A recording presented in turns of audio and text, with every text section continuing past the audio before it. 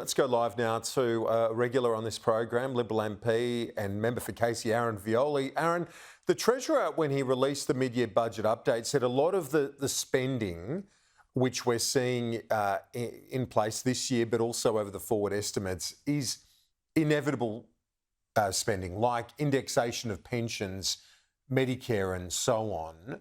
Is it incumbent upon the Coalition, if you're going to be critical of that spending, to say where the cuts will be?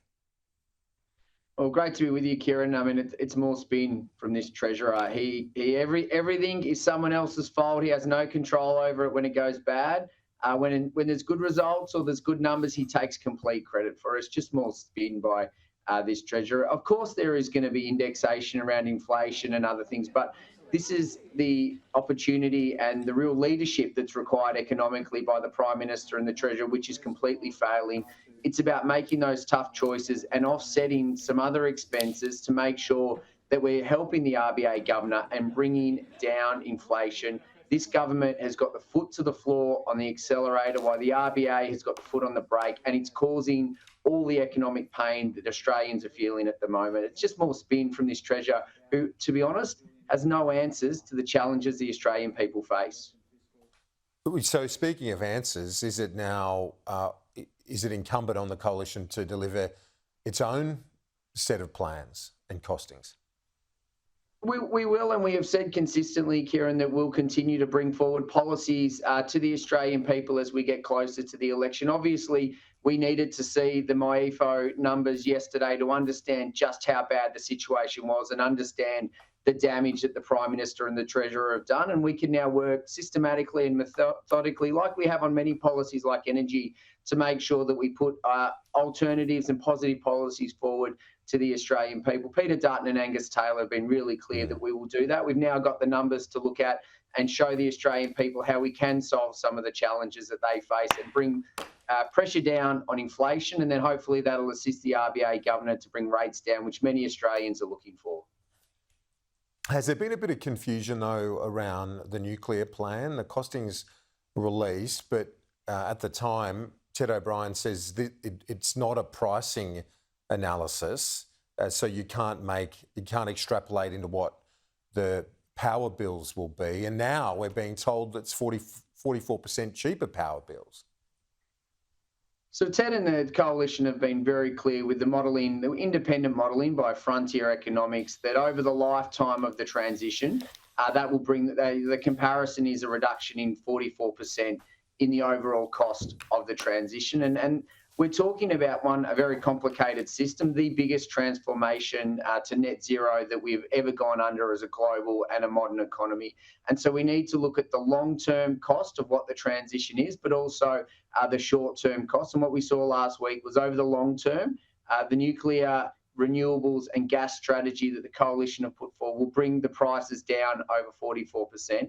And we will continue to do more, including putting more gas into the system, and talk about how we can continue to take some pressure off in the short term.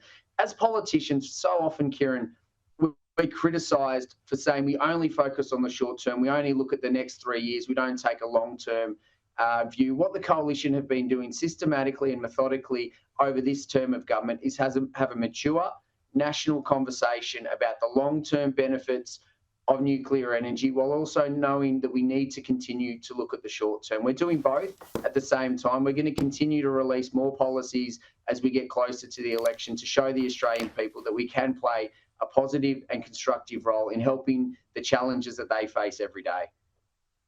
The Foreign Minister, on another front, she is vowing to continue her calls for a ceasefire and an end to the bloodshed. She does reiterate her call for the release of hostages. This after what was a heated phone call between Penny Wong and the Israeli Foreign Minister Gideon Sa'ar earlier in the week.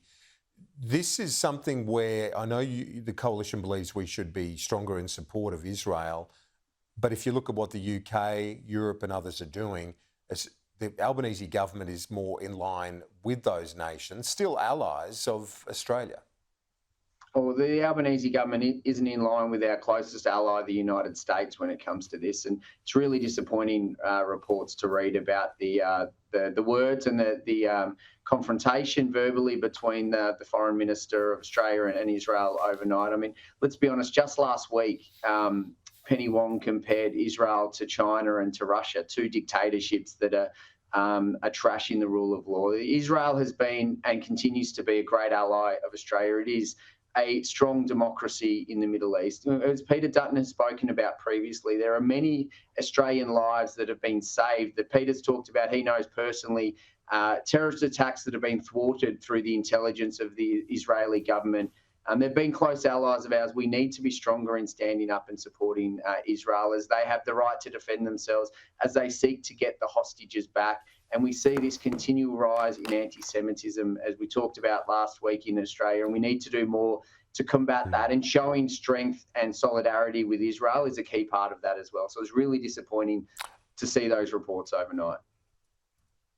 Aaron Violi, thanks so much. All the best for the new year and Christmas. See you next year. Thanks, Kieran. Merry Christmas to all the listeners, and look forward to seeing you next year.